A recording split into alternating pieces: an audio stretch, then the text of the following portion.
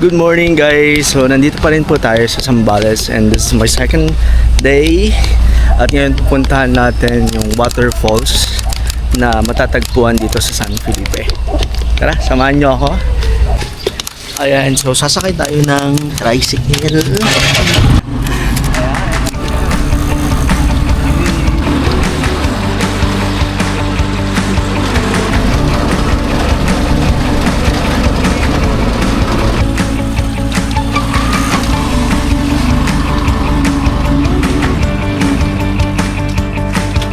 Ayun, nandito na tayo. Sasakay ka ba ng kariton, boss? Sana kung available po.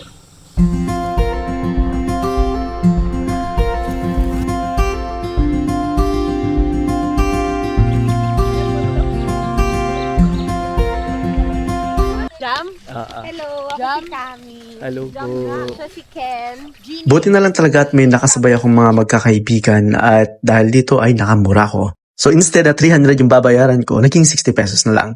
Kaya I highly suggest na dapat may kasama kayong pumunta ng falls. Pero kung kaya mo naman yung 300 pesos or kung kaya mo maglakad papuntang falls, then pwede ka naman mag-isa.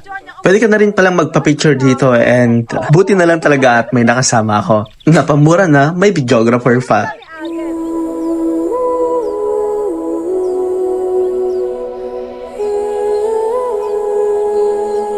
Pinpayam ng video transition. Hindi.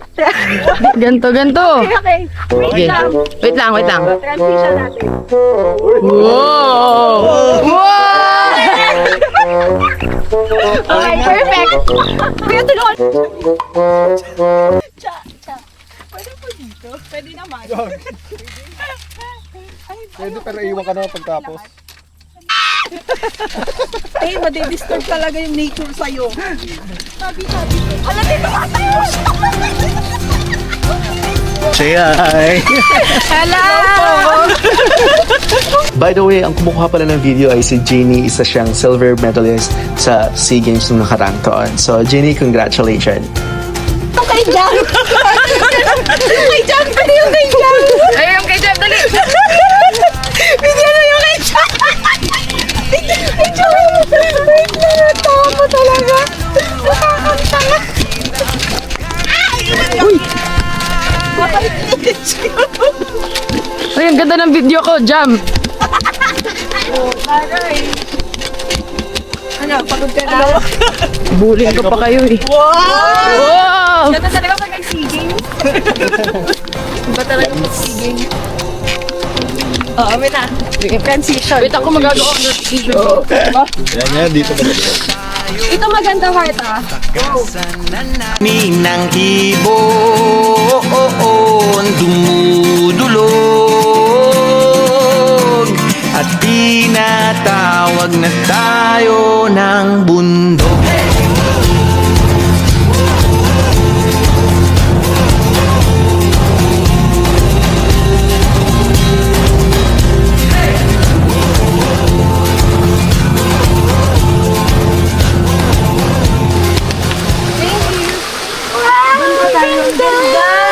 Kuya, you're the best! Away, FYI lang sa mga planong pumunta sa Liwliwa Falls.